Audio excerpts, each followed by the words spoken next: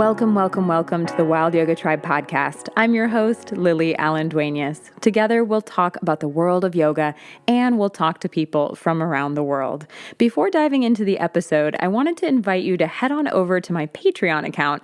I would love your support, and I'm thrilled to have this beautiful community space where we can do yoga together, meditate together, and you'll get access to exclusive content. Get ready for some private Zoom Q&As, free printable art, meditation recordings, and more. Follow the link in the show notes to get started, or head on over to any of my social media channels or my website, wildyogatribe.com, to hang out, get to know each other better, and find out more about all the support and resources available to you. Ready to dive in? Let's get started.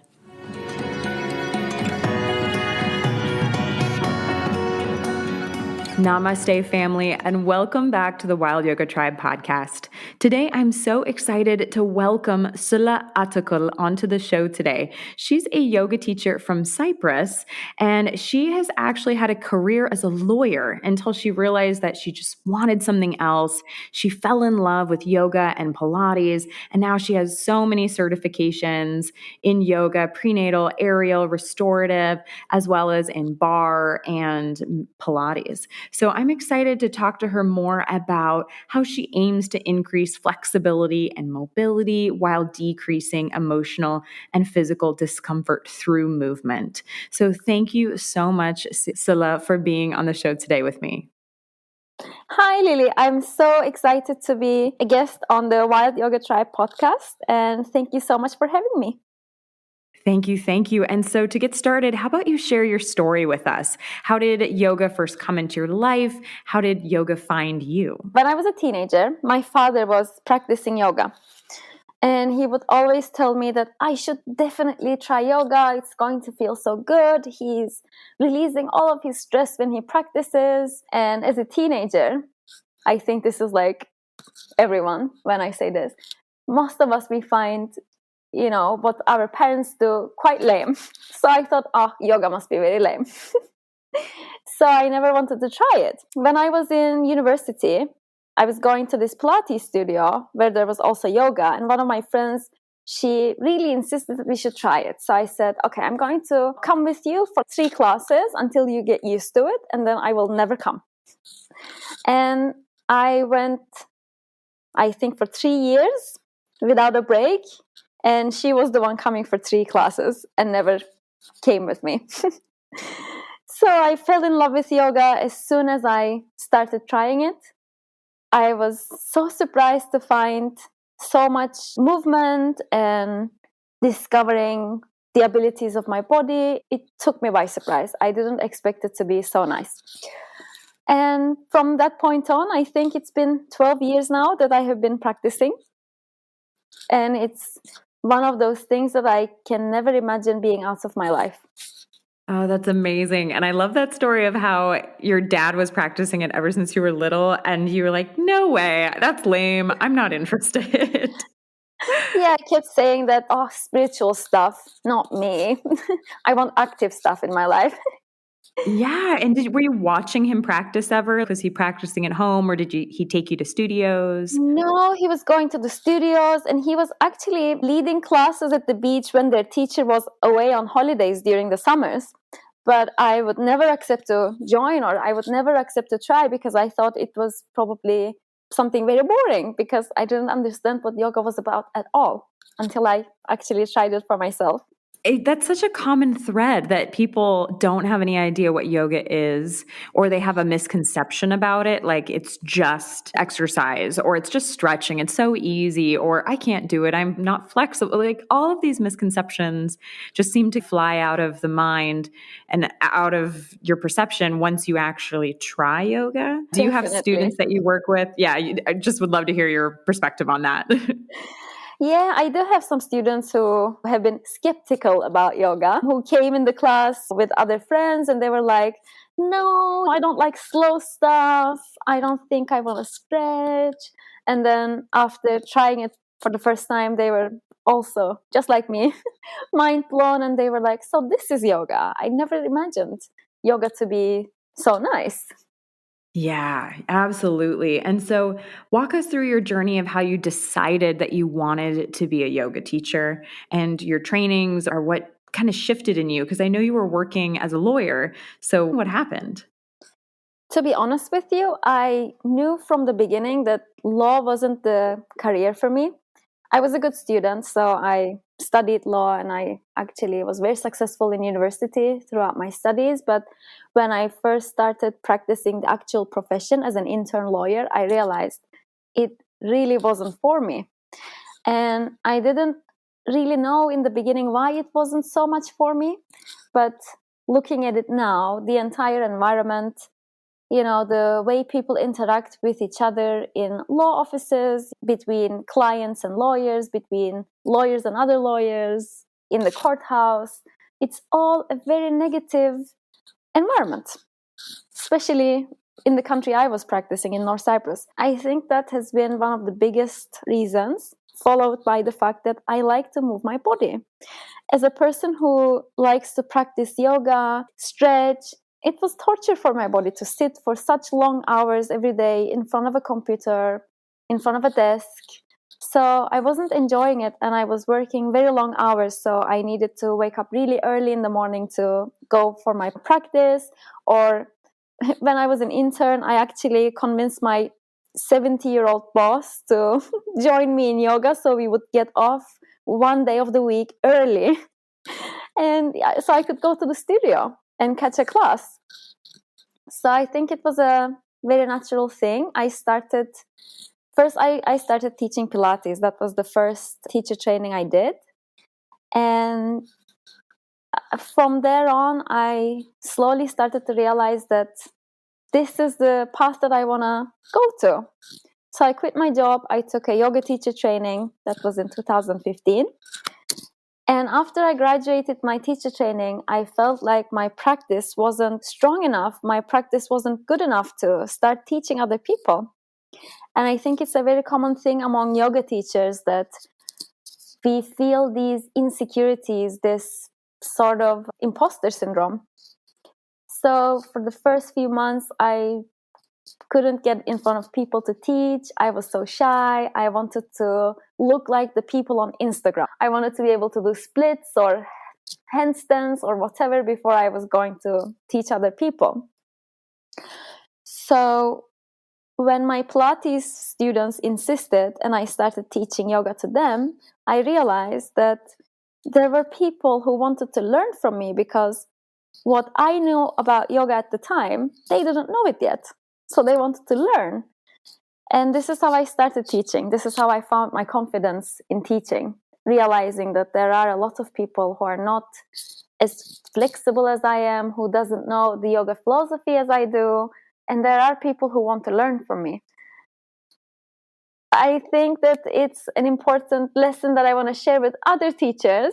If there are any new yoga teachers listening to us, go and teach.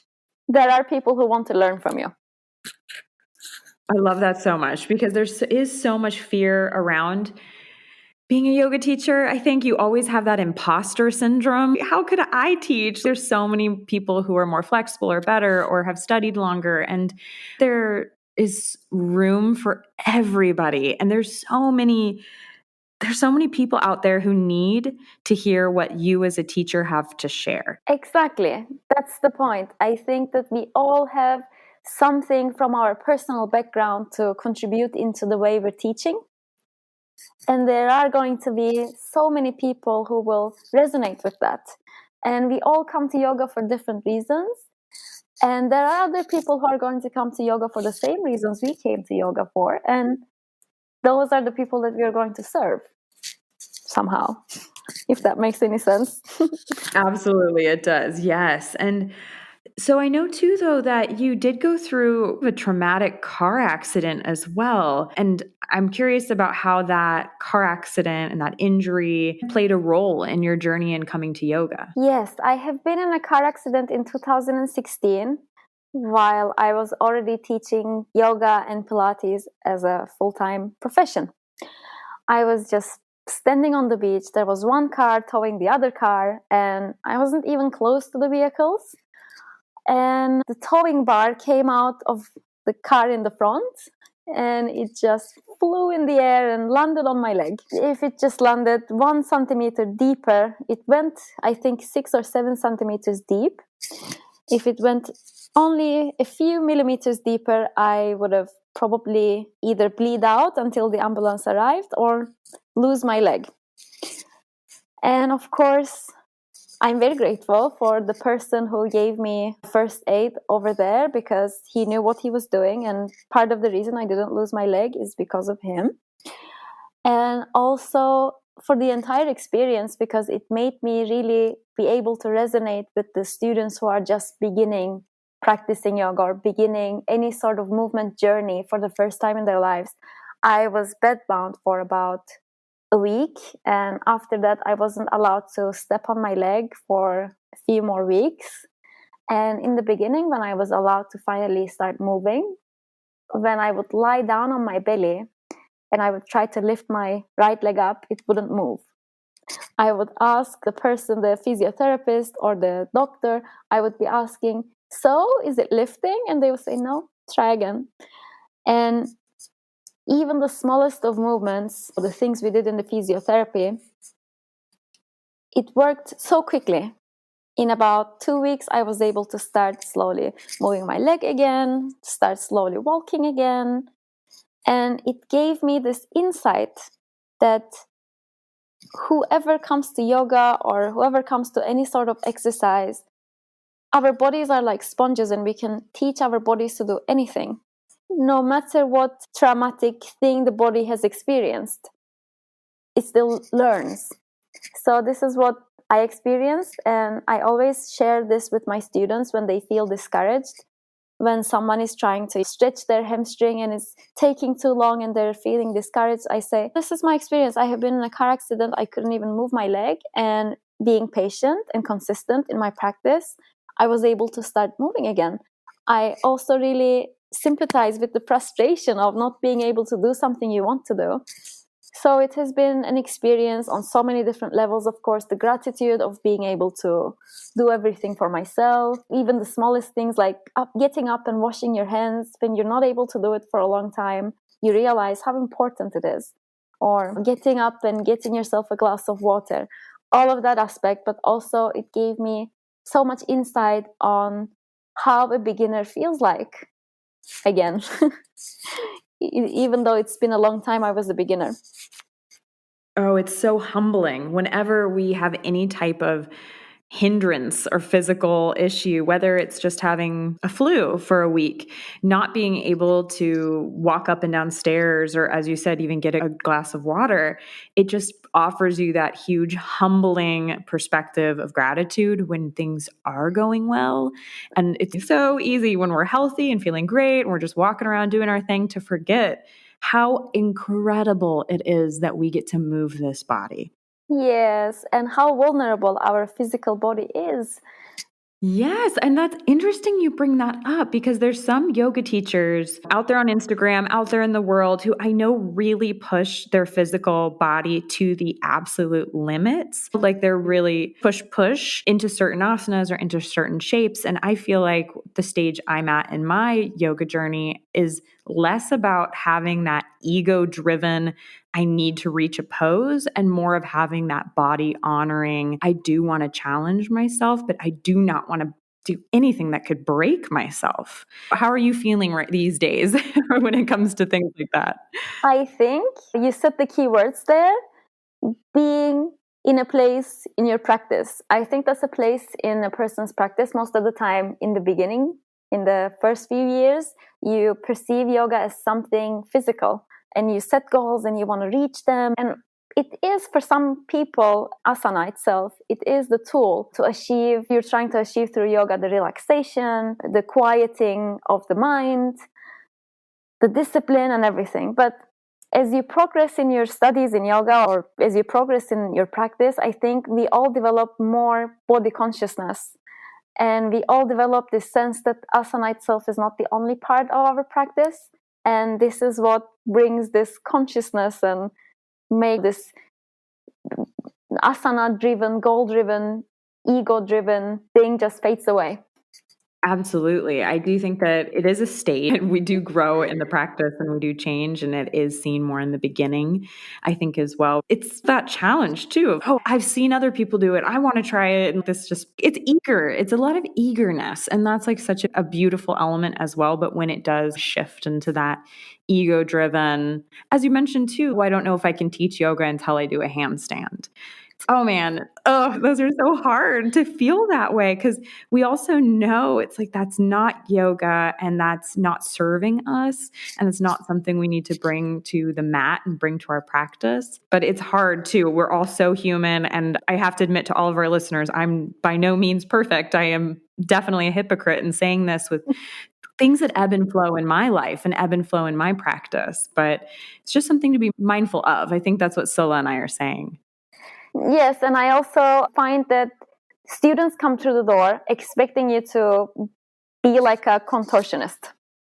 And it's important to not get sucked into that mindset, as well as educating people on the topic when they come to your classes. It's okay to tell someone, oh, I cannot do that pose.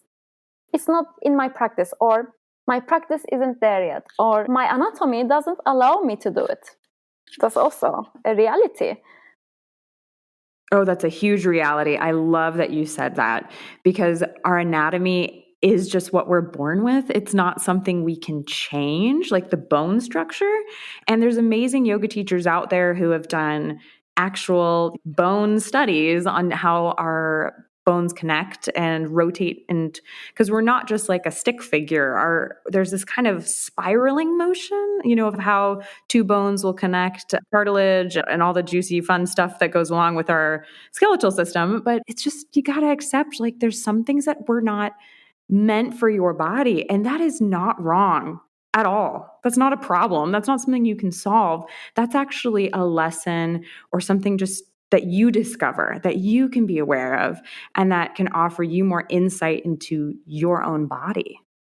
Yes, and it's a very important knowledge because you can take that knowledge and apply it to other exercises that you do in your life, or knowing yourself, knowing your limits and accepting it. This is a concept that you can apply to other things in life. Maybe it can be a nice practice to do it at the mat and then reflect it to your life and know when to stop pushing. For example, when you're tired, when you're taking too many tasks, I think yoga is a great metaphor for life. And this is one of those little things. Yoga is a great metaphor for life. Wow. I want to hear you say more about that just because it feels so quotable and juicy to me. I usually say it when my private students are struggling in a stretch. They want to get out of the pose, and especially when we're doing yin. And I go, yoga is a great metaphor for life. You just sometimes need to breathe in and try to soften and be flexible and go with it. And this is one of those moments. Also, it really does apply to many other things. For example, for me, I always had body image issues growing up. And I wasn't a very physical person, and I didn't feel confident in my physical abilities. And after I started practicing yoga, and seeing how my body is able to make progress in poses and in terms of flexibility or strength, I started to find this sort of confidence that I could apply to other things in life. And I really think that how a person approaches to their yoga practice, everything happening on their mat, the failures, the falls, patience with the progress and everything, it really does reflect to life. It really does reflect how a person approaches challenges and everything in life. So finding that sort of patience in a challenging pose, or being able to stay in that warrior two for 5 breaths and thriving in the challenge of that, I think these are all things that we can reflect to our personal lives, other things we do in life. So yoga is a great metaphor for life. I'm so glad you shared that. And I hope our listeners are going to have this huge spark of curiosity. Ooh, how is yoga a metaphor for my life? Or what is yoga reflecting? Because I love thinking about yoga as a mirror. And the more that you kind of practice and you progress in some direction, and it's not linear at all, but you're able to think, okay, am I bringing my ego onto the mat today? Or am I bringing my fear or my anger, or am I pushing in this way? Or am I only doing yin right now because I'm just drained? And what does that mean? And just being curious about what's calling to you. And I find that really comes to be most during personal practice. Exactly. Yeah, so I would also love to hear, Sila, about yoga in Cyprus. I know you're in northern Cyprus as well. And for some of our listeners, maybe they're really unfamiliar with what has gone on in the past and how Cyprus is divided. So, would you be willing to share more about yoga in Cyprus and what also is going on right now in your country and how's it feeling? And maybe a little bit of a history lesson for those of our listeners who aren't sure at all what I'm talking about. Sure. And without going deep in politics, because this is a very political subject, in the island of Cyprus, there has been a separation in 1974 when Turkey came on the island and occupied a part of it. Prior to that, there were Greek-speaking Cypriots and Turkish-speaking Cypriots living on the island. And after Turkey arrived, there was a partition, and Turkish-speaking Cypriots moved to the north of the island, and Greek-speaking Cypriots moved to the south of the island. So this has been the situation since 1974. It's a long, long time. And we have borders separating the two administrations. Greek-speaking Cyprus, Republic of Cyprus, is part of the EU, and where we live, Northern Cyprus, is there to be under occupation of Turkey. So I live in Nicosia, the capital of the island, and it is the only remaining capital in the world that's divided in two halves. Even the old city, we have a walled city in the center from the Middle Ages, and even that is divided. Up until 2002, when I was a little child, it wasn't possible to cross the borders. So there was no communication, no contact between the two communities of Cyprus. But right now, we are able to cross the borders very easily just by showing an identity card. And we are building relationships, trust, and communication between the two communities. And I'm really hopeful for the future that we are going to have a better relationship.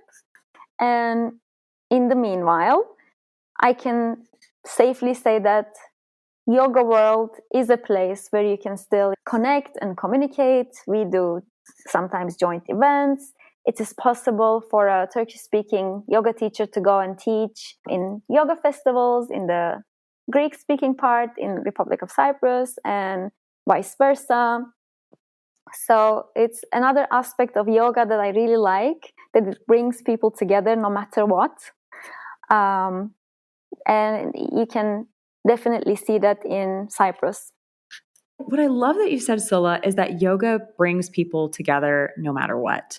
And I love hearing that it's this kind of space where you can go into studios and hopefully you have students who are Turkish Cypriots or Greek Cypriots, and everyone can come together and practice or have a community that feels like outside of anything that's going on in politically or externally. Is that kind of how I'm hearing it? Is that correct? Yes, exactly. And yeah, this is the beauty of yoga. People put politics aside, people put differences aside, and it brings unity. At the core of yoga, the word itself, yuj, the root of yoga, and the Sanskrit word yuj means to yoke, so to bring two things together. Isn't that amazing? That's exactly what I was thinking when I said it brings out the unity. Yes. Oh, so I guess it's the perfect opportunity then. I ask every guest on the show, what is your definition of yoga? I know we do have the sutras and texts, and there's so many different ways to express that. But for you, what is your definition of yoga? Yoga is a tool for exploring the world, exploring myself, and exploring how it all connects together. I love that you said yoga is a tool for exploring the world too, because that's definitely what I try to do on this podcast is like explore the world of yoga with everyone around the world. Like, I love that when you get to know yoga and you sink your teeth in and you become curious and open, it does open the whole world to you. This is so true. This is what I experienced with yoga. It brought so many different people to my life from all around the world. And it all somehow connected together through yoga. And I'm living in an unrecognized country, on an island, on a tiny part of an island, and somehow I get to meet a lot of people from all around the world, change experiences, conversation, thoughts, and it's all thanks to yoga. I feel really blessed. Me too. I definitely feel blessed with how it just expanded everything. The more that you practice and you reach out or you just are doing yoga, people magically show up. People come into your life. And usually, if someone's practicing yoga and you meet someone else who's practicing yoga, no matter what, you have something in common. And you maybe have a similar, maybe just a little similar, just even if it's a sliver, but a perspective on the world of being open, receptive, curious, kind. I love that about yoga. I think it has great principles and values, and it just makes you more curious about yourself and others. Yes, and not to be biased, but I think yoga people are the kindest, most compassionate people. Yeah, not to be biased, but Not to be biased. No one would think that. No. But I would love to ask you too. I'm sure some people who've listened to this podcast want to know more about you and want to reach out or have a question. And I will link your social media. I know your Instagram, YouTube, and your website here in the show notes, wherever anyone can find or wherever anyone listens to podcasts, they can just open the show notes and click the links. It'll also be on my website, wildyogatribe.com/yoga in Cyprus, as well as a transcript. Are you leading any retreats or are you planning any festivals? Is there anything going on that you want to share that you plan or you do, or do you work at a studio, or just anything you'd like to share? We're all ears. I'm not currently planning any retreats, but if there are any yoga teachers who would like to organize retreats in Cyprus, please do contact me. I would gladly help. I am offering only private lessons right now, both in person and online. So if you would like to work with me, if you would like to practice with me, you can contact me through my website, send me a DM on Instagram, and I would be at your service. But most exciting thing happening right now is I am preparing a new venture, which is helping new yoga teachers who are struggling with confidence, who are struggling with sequencing or cueing or theming their classes, who feel like they're not ready to teach it. I want to help new yoga teachers find their voice and start teaching impactful yoga classes with ease and comfort. I am a huge believer of intuitively teaching, especially when you're teaching 20 hours a week. It's impossible to put down long hours into preparation of each class sequence or go over the cues for each class. And I see a lot of people are spending so much time just trying to get the perfect sequence and memorize it. And I see a lot of new teachers asking on Facebook groups how to memorize their sequences. And I feel like it's a waste of their precious energy. And I want to help people to find their own voice and be able to come in front of a class and say, "Hi students, namaste. What do you need today? What shall we do in this class?" And confidently deliver that to their students. So this is what I am planning on doing. I love the term intuitive teaching. I don't think I've actually heard it before, but that's definitely more my style as well. Oh, you made it up. Good. Credit to Sila Atikol. Credit goes to you. I love it. It's definitely more my style of teaching though as well, where I love kind of feeling the energy of the room and feeling kind of what people need, but also asking that question. Just as you said, you walk into the room and say, what hurts? What do we need to work on? Does someone have tight hips or a really sore neck? What do they need? How can we make classes for our students? It's for the students, like you said. We deliver the class for the students. So when we are just home and focusing on creating the perfect class, we're not really sure how that's going to serve the person who walks in the door, especially with group classes. I think that's a challenge because sometimes you spend hours preparing a flow, preparing the cues, and then you show up there and 4 out of 8 people have, I don't know, a hip injury that prevent them from doing half of your sequence, and what then? So it's important to be able to just show up and prepare something for the needs of the students to deliver them a practice for them rather than a practice to feel good about our own teaching abilities. Perfect. Well said. Thank you so much, Sila, for joining me on the show today. It has been such a joy to be with you. Thank you so much for inviting me, Lily. It was so much pleasure to be part of this and to have this conversation with you.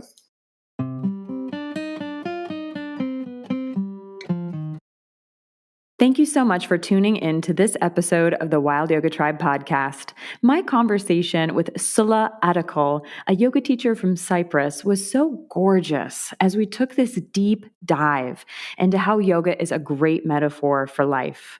I hope that this conversation made you curious about what yoga means to you and how yoga can reflect your life itself.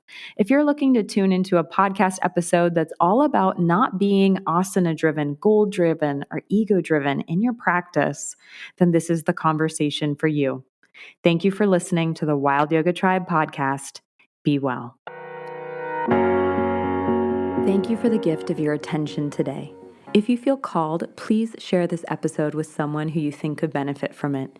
Leaving a review would also be so appreciated. I also hope you can join me online on my website, wildyogatribe.com, or on social media. I would love to get to know you better. I would love to share with you and to hear your thoughts. Send me a DM, send me a note, get in touch. It would be great to hear from you. And as always, be well, dear one, be well.